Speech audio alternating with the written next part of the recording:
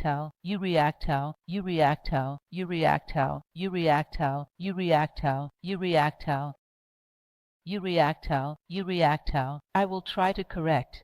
Then you realize that sometimes we get it right, that's it. The experiences stop happening. That same fact does not occur anymore. Continuously, that is, life told you, you heard it, now it moved to another scene. As in the school series, I understood what was in the first series, I moved to the second, I moved to the third. Our entire pedagogical method is nothing more than an imitation of the pedagogical method of nature. When we start to position ourselves in front of the messages that they send, and to change, reposition ourselves in front of life, you realize that the messages are changing. This at the end, after a few years, you will have immense curiosity. You get the impression there is an interlocutor in the corridors of life, chatting with you, sending. He sends a ball, you catch it, position yourself, he sends another. You believe there is someone in life's ads, talking to you, with the curiosity to see the face of this hidden interlocutor who is communicating with you. You learn to speak the language of life. The language of life is symbolic, and there is truly a need to prepare ourselves more and more to believe, to give a vote of confidence to life, to nature, that it is cosmos and not chaos, that there is no chance, and start establishing this dialogue so that you can see how things are happening synchronously and how intelligent the movement of life is, how it brings you exactly what you needed. Do our best and observe what life brings us. This is an observation that I made for a very specific case that I have experienced in the past and that I would like to caution you about. We, as interpreters of life symbols, are beginners, all of us. We are still learning how to do it. So it is very likely, as I mentioned at the beginning, that our imagination takes advantage of the situation and starts to interpret symbols where it shouldn't, leading us to do what we desire. And due to inexperience, we trust too much and actually follow that path.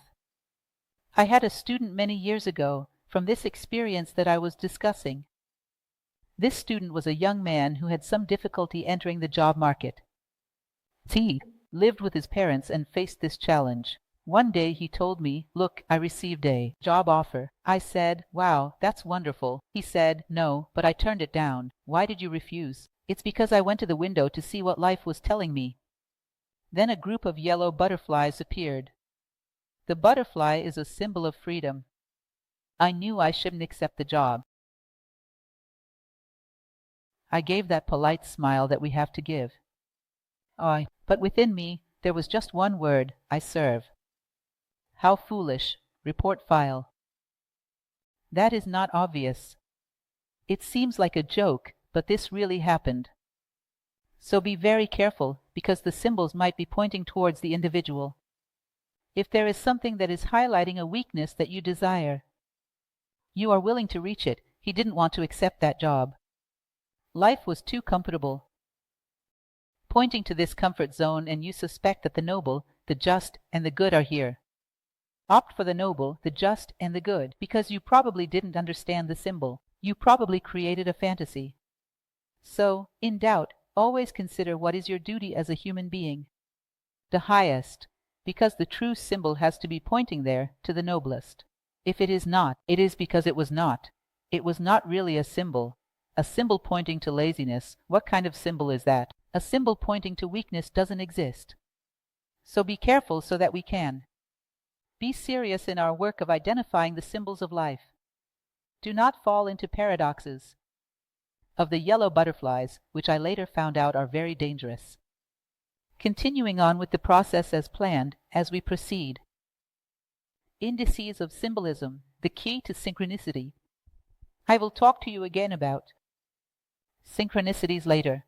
Synchronicity was one of the last books that Carl Jung wrote in his life about synchronicity. It was a research that he conducted for many years. He was accompanied by a physicist, a mathematician, conducted experiments on randomness, and made statistical analyses to conclude that it was truly not by chance. He performed countless experiments, taking people who experienced synchronicity and researched mathematically the probability of that happening by chance, the probability of those two very similar things occurring at the same time. and it resulted in a minimal, unquestionable percentage, the negligible possibility that it was a coincidence. So he conducted a series of tests. His idea is that synchronicity is a sequence of non-causal events. One did not cause the other, but one relates to the other through their message. Content. This might have happened long ago. News hits you fluently. Hem linguistics. Psych longing. Use my earlier. Journalists.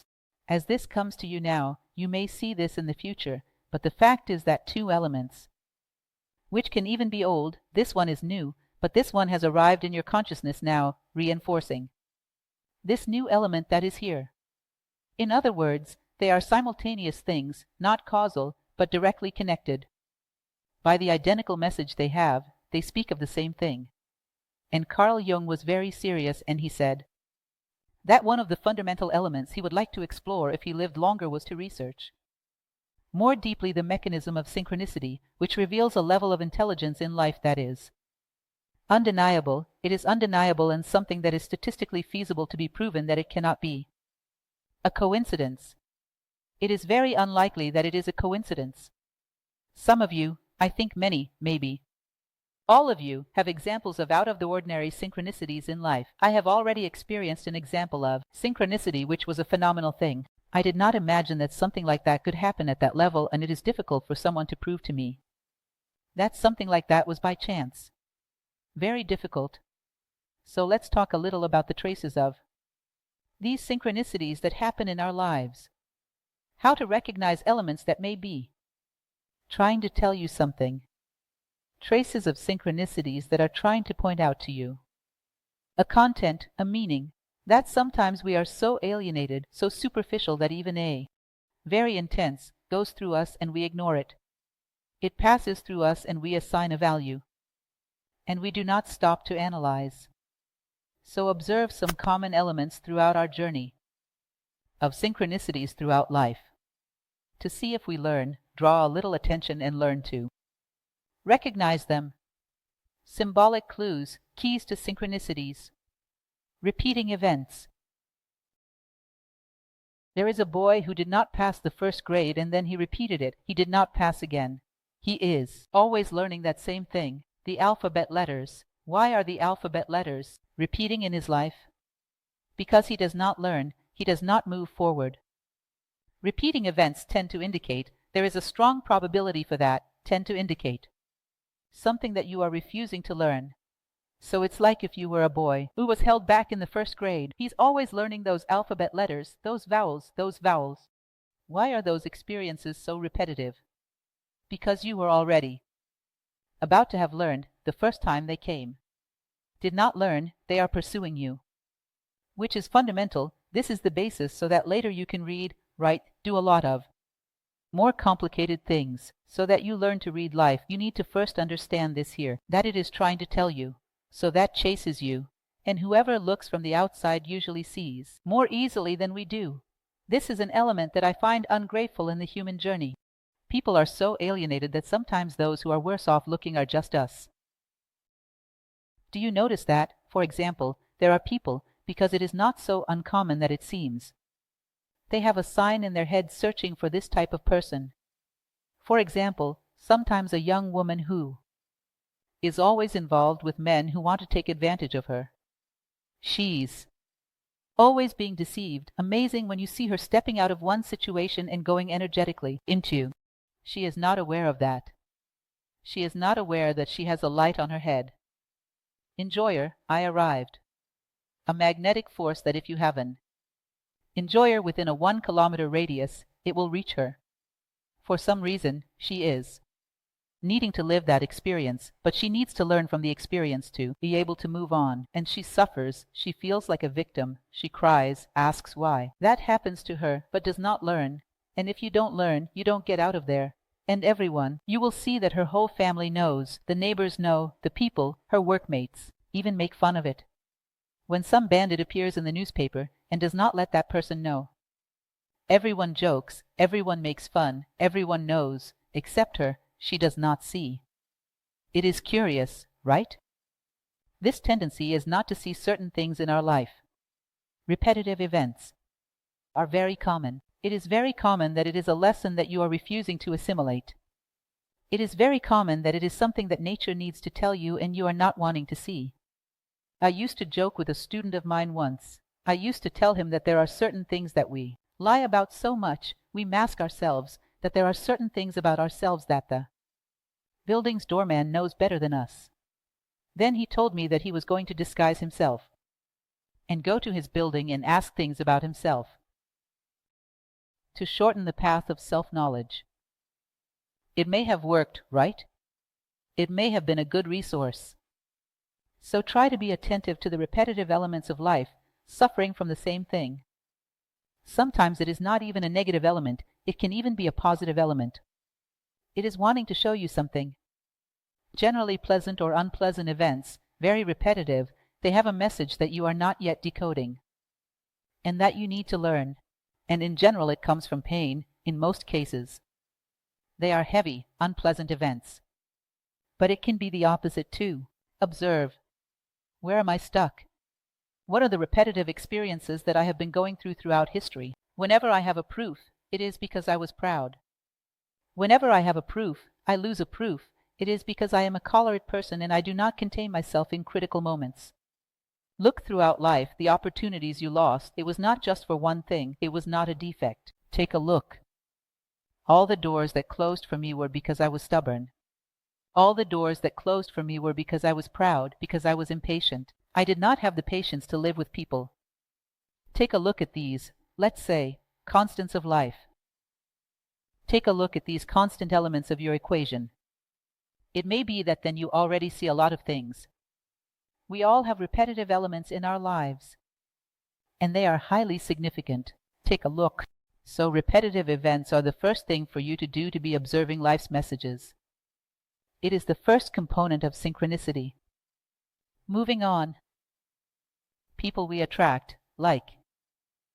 I also experienced another fact related to this. Look, let me tell you, with 33 years of teaching, I have experienced everything you can imagine with a student. And there are some experiences that were precious to use as examples in a lecture. This one, for example, was, a student came to me one day and told me, "Professor, I have a very serious problem at work." "What happened? Can I help you with anything?" "Yes, I'm hoping you can help me. Because I work with 10 people in the same division. There are 10 boring people. How can I bear something like that?" Then I had to be very calm and tell him that he probably needed experience. He needed to live with boredom. I told him he needs experience. He needed bored. He came with this need for experience to the world. And therefore people are not boring to oppose him. They are boring because it is the best they have managed to be. But they entered his life because he called. You did a contest for boring, and indeed these are the approved ones. Maybe so that you find out that you are very impatient. Maybe so that you find out that you have to learn more tolerance. Or maybe so that you find out that the only boring one there is you. Which is also a possibility, isn't it? So people we attract, they indicate a lot. The people who enter our life, the profile of the people who enter our life. The profile of those we accept well and those we accept by swallowing dry. They are all elements that we accept in ourselves, elements that we reject. The people who usually, sometimes it is repetitive too. The people who usually enter my circle of relationships, who work with me, who live by my side, who enter my circle of relationships. What are the profiles, and how do I react to that? So I know if I know how to deal with these elements inside me. I know if I'm dealing well with things inside me by the way I react to them outside. And this is also very Jungian.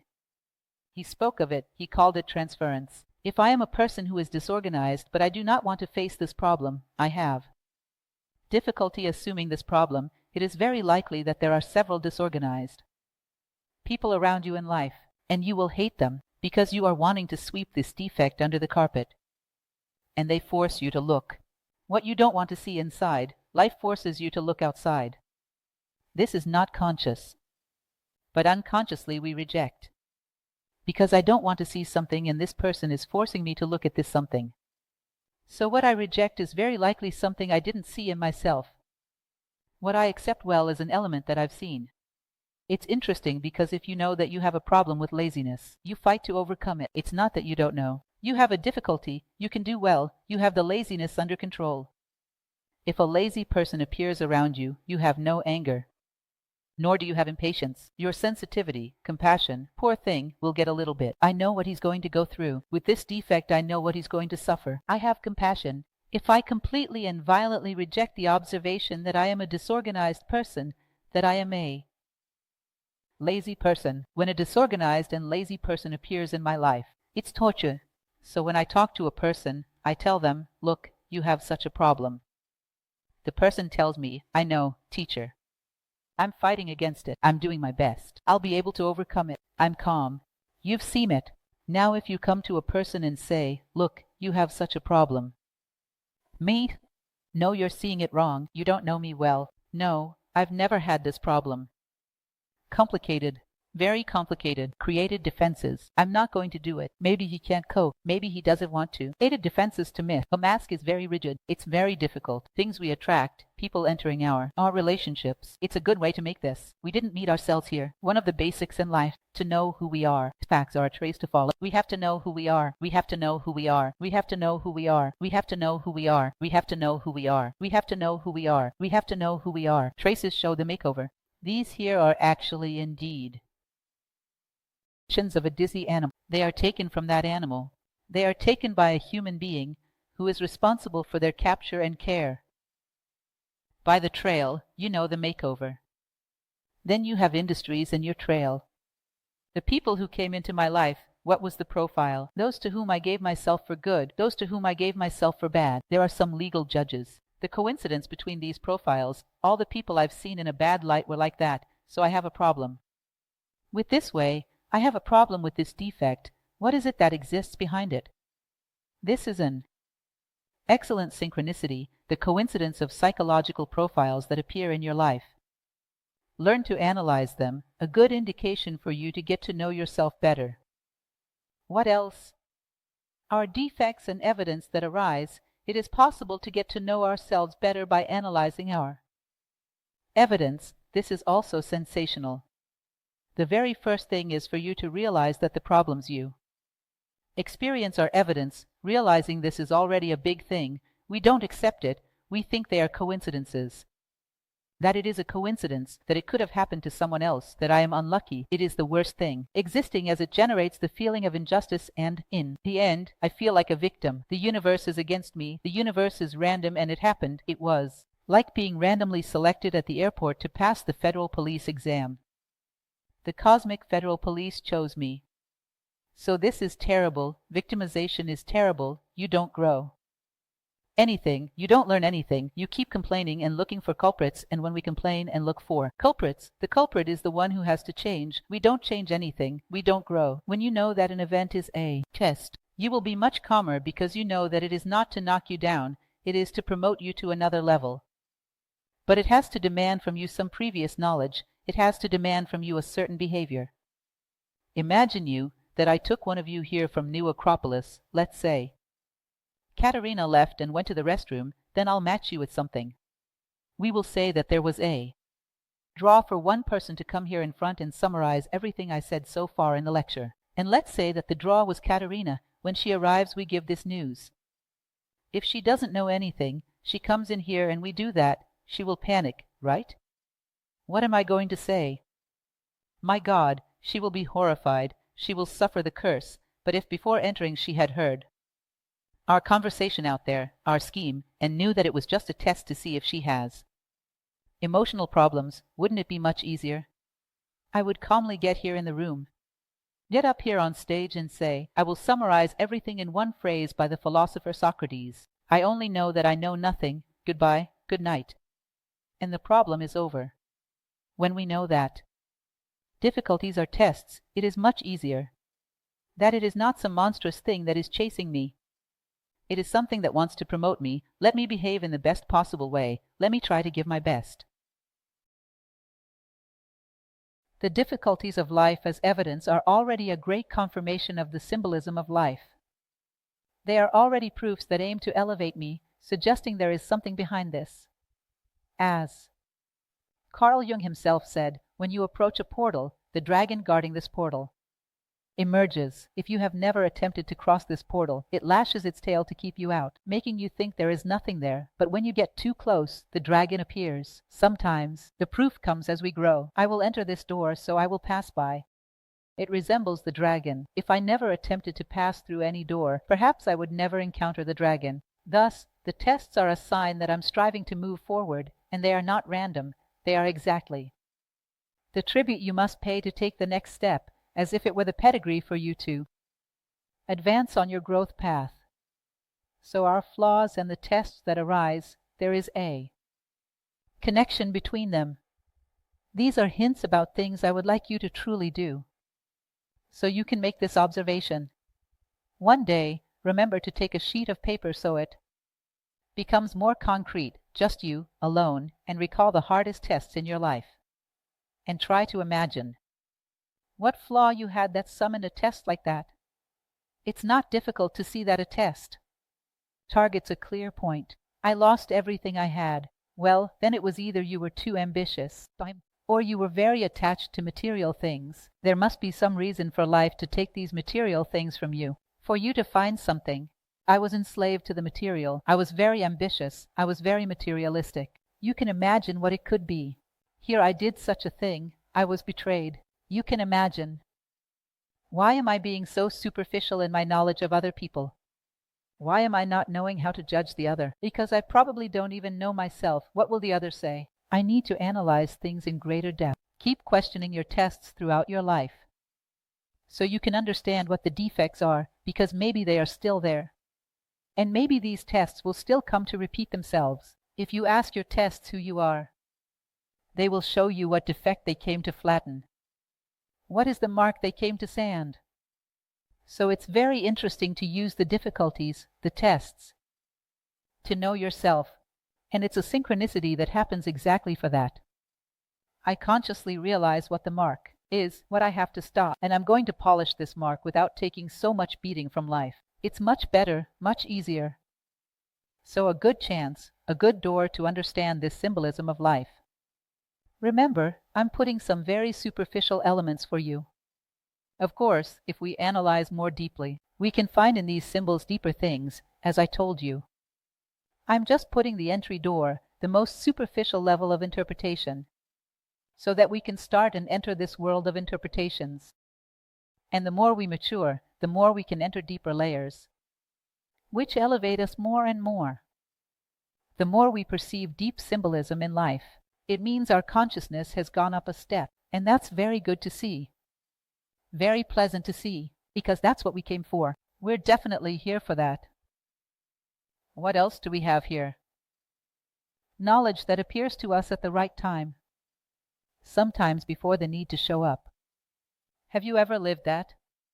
You take a book and randomly open it on a page. You go for nothing. You browse the book. It falls on a page. That's exactly the proof you're passing, or that you don't even know yet, but it will pass on the next corner. Has this ever happened to you? Or you receive, I don't know, a message from someone who doesn't even know you, sends a serial through the internet. You get that exactly when you're living that proof. I remember that once I was in a meeting, participating in a meeting. It was decision-making. It was a difficult meeting. It was a meeting a little tense. A person stood up behind the meeting and came to me with a piece of paper.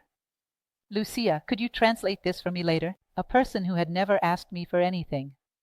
Then I went to see what it was that she was giving me to translate. It was exactly what I needed to hear to make that decision at that meeting. Exactly. It was disconcerting. In other words, messages that sometimes come to us at the moment or earlier through several things. A book, a speech by someone. And so it's amazing. It can happen. I'm sure it's happened to you. Just pay attention. Some things occur. I once had to decide. I was in doubt. Our pains come from there. Visions seeking clarity. I was walking in the morning. I thought, is that really it? I have to make this decision. Is that the best? Walking continuously. And knew I must decide. Was that it? I have to make that decision. I have to make that decision. And I was walking, doing my morning walk. And then thinking, is that really it? Do I really have to make this decision? Is this the best? And walking, several people walking in the morning. A little gentleman came there, doing his Cooper, and I thinking, is that what I do? He came doing his Cooper. He passed by me, raised his head and said, that's it, that's it. And he left. And I was looking at him, and he left, walking, doing his Cooper. The same way he came. How come, my dear? How come? Who are you? Sometimes, synchronicity, when this kind of thing happens, I keep thinking, I've been deaf for a long time, life is burying me, which is a strong burying. Synchronicity is a strong burying. She should have been saying that for a long time, and I wasn't listening. The most subtle symbols of life I passed by. I was like, I'm gonna die. So she got the days, in fact, because that's getting the days, in fact. Come on, let's go. With an intensity that is not a joke. The teacher caught the student there, nearly killing him. Learn. Because he tried anyway. So don't take it as something very positive, no. It's a tremendous charm that nature is giving you. It was all ready to have seen. I had to get to this point to show you. So it is very common for these messages to come to us. In many ways, sometimes it's an ad you received on the street. There is that phrase that you needed. That's what you were thinking. It was what you needed to hear. It comes exactly at the right time. Who has ever experienced something like that? It is not uncommon. It is not uncommon. It happens a lot. Sometimes out of disbelief, we don't accept it. We don't believe that it can make any sense. What else do we have regarding synchronicities in life? Very current, very common. Doors that closed in the past. Doors that closed in the past. Seen from our present. You stop to analyze your past and say, I wanted so much to have done such a university course.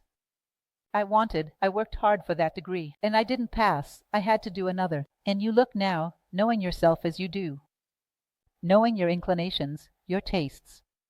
You look and say, the best thing that happened to me was not passing that degree. Never. It doesn't happen. Sometimes in perspective we see doors that closed in our past, and see, thank God this door closed. Thank God there is something more intelligent than me interfering in my life. Because if this door had been opened, I would have been too bad off in life. I would have made foolish choices. So now looking in perspective to the past, I see how beautiful this door is. If it weren't for it, I would have been bad off. And then you realize the synchronicity of life pushing you in the direction of least resistance. Taking you in the direction you have to go. I brought a text. The name of a text that you can look for on the internet.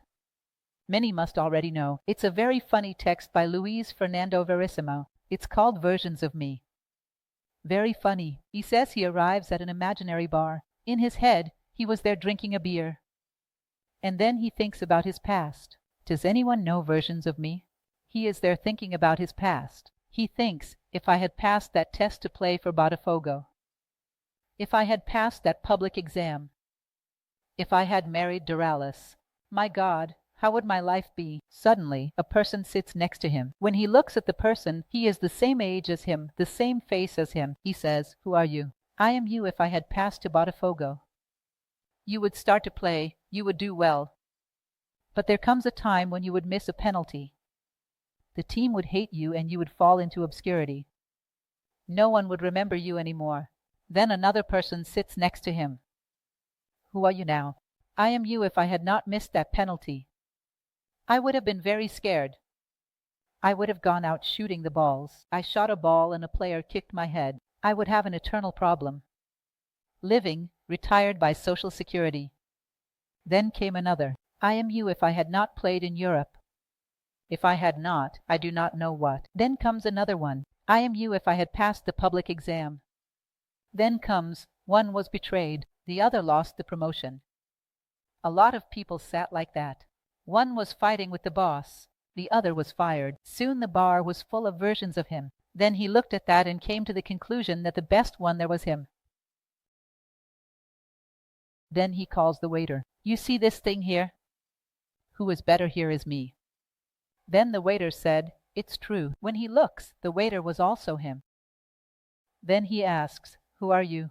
I am you if you were married to Doralis. I think this text is great. It's true. Who did best there was himself. It's funny, a funny proposal from Verissimo, but at the same time with a lot of philosophical depth. Maybe things were better the way they happened. You realize this synchronicity within your life. Closing doors here, opening there, pushing you in the right direction. Of course, many times it pushes and we don't go. We force doors and we get hurt. He could have burned out from wanting to throw the firecracker and closed all the other doors, trying not to be able to anymore. Maybe it would pass someday. But if he flows according to life, these doors will naturally close and he will go down the best path. So looking at it in perspective, we realize that there was some intelligence there. That it was not a casual thing. The directions we took had some intelligence that either tried to stop you or actually prevented you. So that you were not in that direction. And you now understand that these impediments were actually a positive karma, as they say in the East. They were a good thing. They prevented you from getting hurt in life, so it's very interesting to analyze this. I'm trying to make you see synchronicities. By seeing synchronicities, you start to pay more attention to them. You can learn from them. Facts of life that show that synchronicities exist. What else do we have here? What else do we have here? Words heard from someone at the right time. Very similar to that other one from the message that comes to you. Words heard from someone. Often in a conversation, you're at a coffee shop. A colleague comes to work to talk to you, to have a coffee too, and starts talking about a decision he made in his life, in his family. That something had happened. He decided to do this and that. And you're living exactly this drama in your family. And who sent this citizen to come here to talk to me? No one. He came to tell a decision he made, and the decision was right. That was exactly what you needed to hear, because you're facing the same decision. People come to you without knowing why. Without knowing why. And they bring something to say. That was what you needed to hear at that moment. It also happens. And sometimes it happens in a surprising way. People lock a dialogue with you and tell you things that were exactly what you needed to hear. It's a very interesting kind of synchronicity. It's a kind of insight. Jung talked about this concept of insight. Person doesn't realize it, but she has an insight that someone needs that experience of hers. And she goes there and talks. She's not aware of it, but she goes and talks. She has a perception. It seems that things attract by affinity. That she has a perception and comes to you and tells your story. Continuing. Other experiences that we glimpse and that anticipate ours. Sometimes even not from a contemporary person. Sometimes in history, it can happen. Read the story of the life of someone who went through such a thing, made such a decision, and had such a result. You will even see that theater, one of the finality of theater, is really to be a simile of life. It's like a restricted stage where human drama is demonstrated.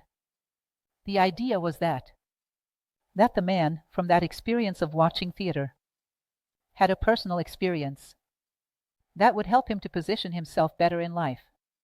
That's idea of theater. It's an experience shared. If you are there, attentive, body and soul, it's an experience. And that experience can help you to avoid many evils in your life. Shakespeare himself is an incredible thing, because in his dramas he includes all human dramas, and how people become afflicted when they give in to their passions, when they succumb to their dramas. So if you experience that, you can avoid that evil. You can avoid going through that. So stories that you heard in literature or in someone's life, from the past or recent.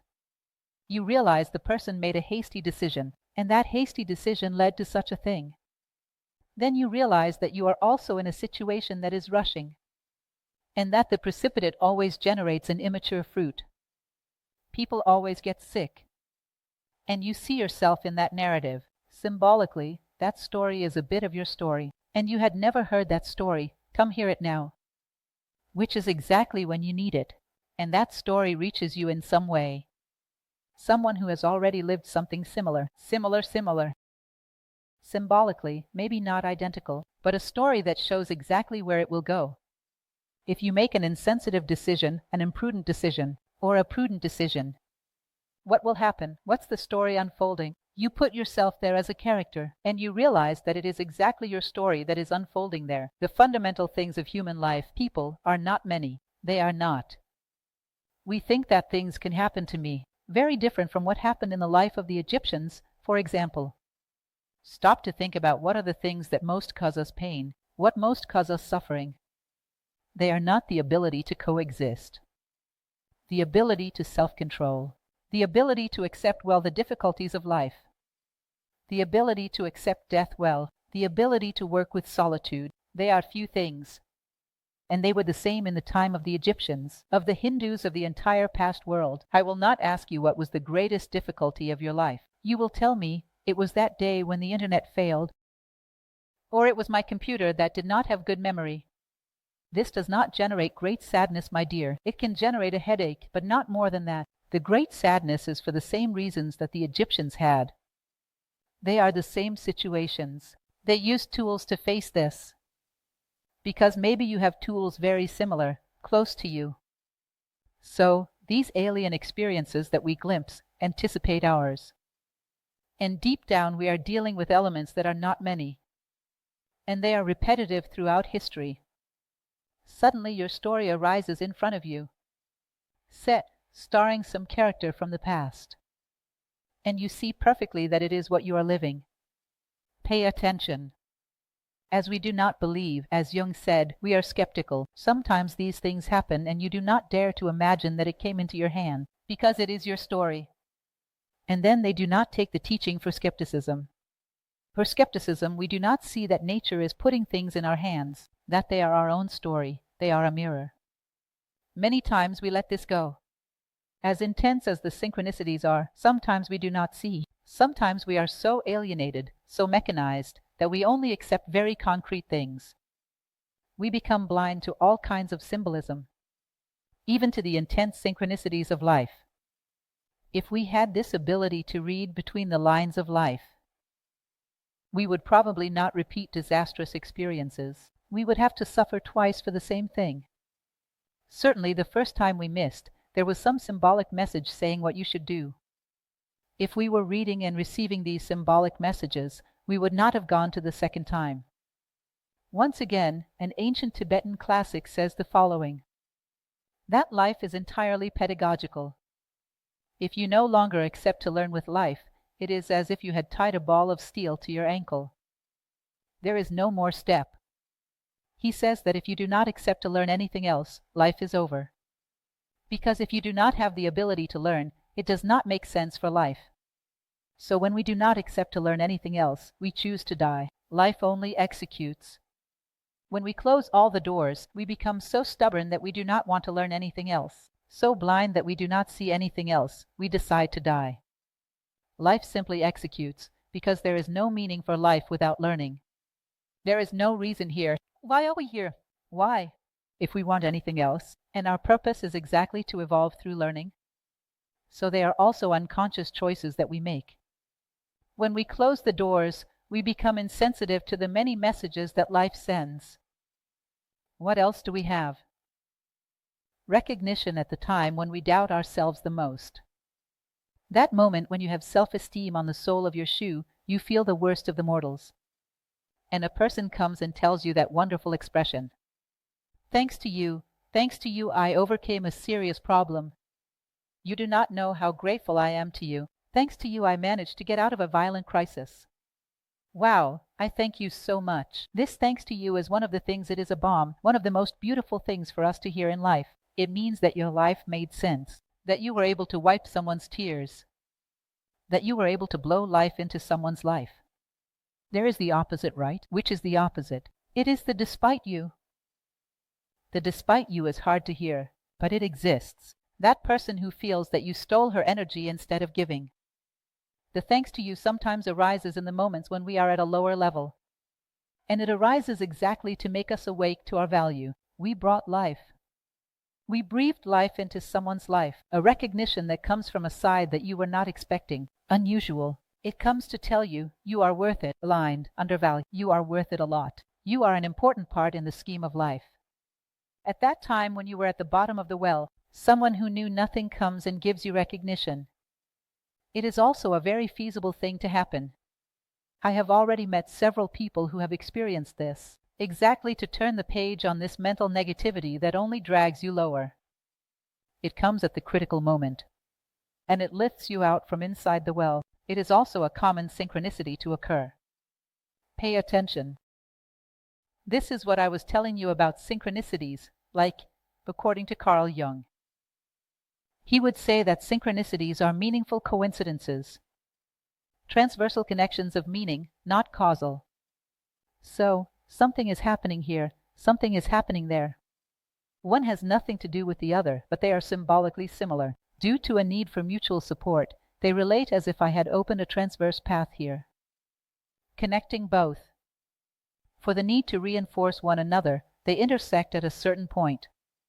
Then they separate and continue their journeys. At a certain point, the lines of life become entangled. Then, convey your message and continue on your path again. Carl Jung shares some stories that happened to his patients. The most classic is the story of the old men. It is very interesting.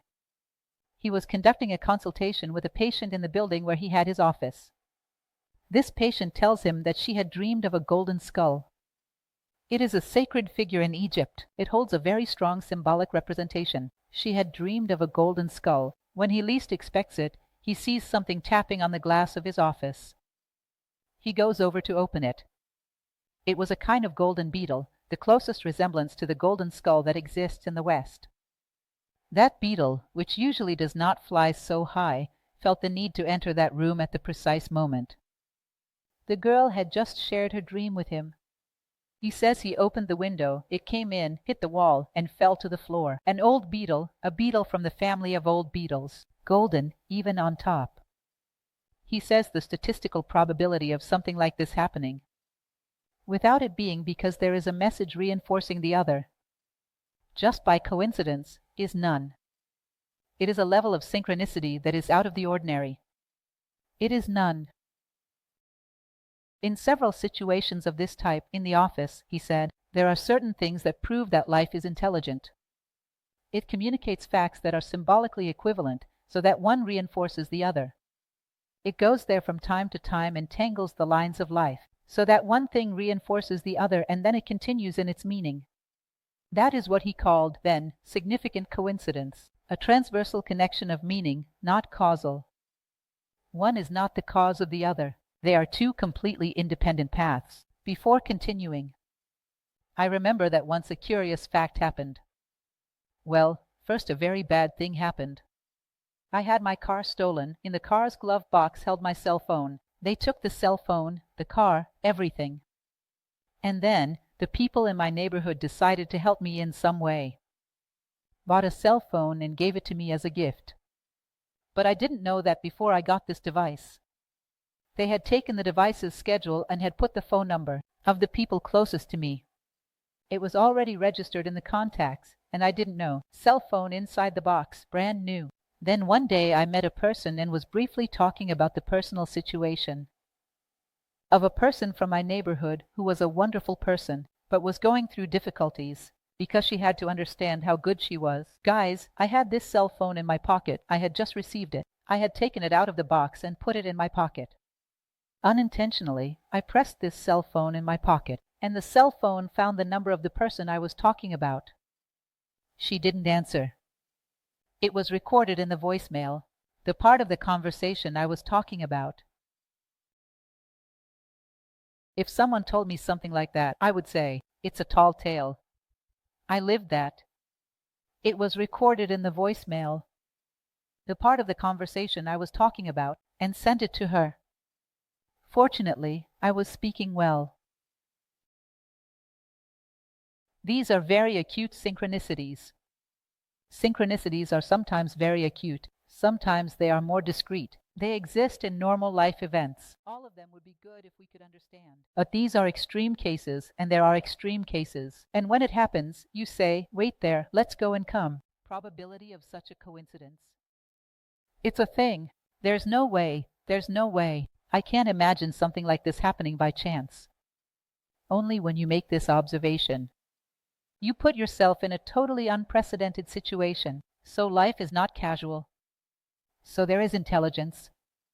So I can work for life. So it leads to my growth. Yes, a positive answer to all these questions, and that forces you to change your posture in front of life. You are not in the middle of chaos. You live the cosmos. You are not a victim. Your difficulties actually are trying to solve you. They are trying to get rid of greater damage. They are pointing you the way. They give meaning. And one of the things we need most is meaning for life. And realizing these things gives us a very strong meaning. That's why Jung says he would really like to have had more time in life to investigate even more synchronicities, because they give signs of intelligence acting through life, interacting with you, who can also respond intelligently. So it's a fantastic observation that changes our lives. If we really believe in it, it can change our lives.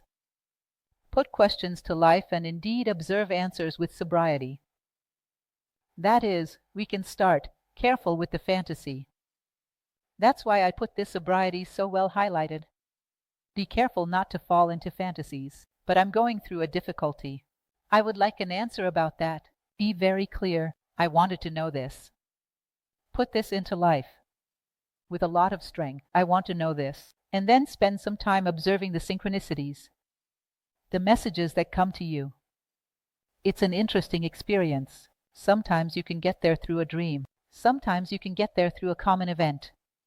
Life starts to move. It's like you've put a motor to work. It needs an answer. And it starts to move 1,000 things to bring you something.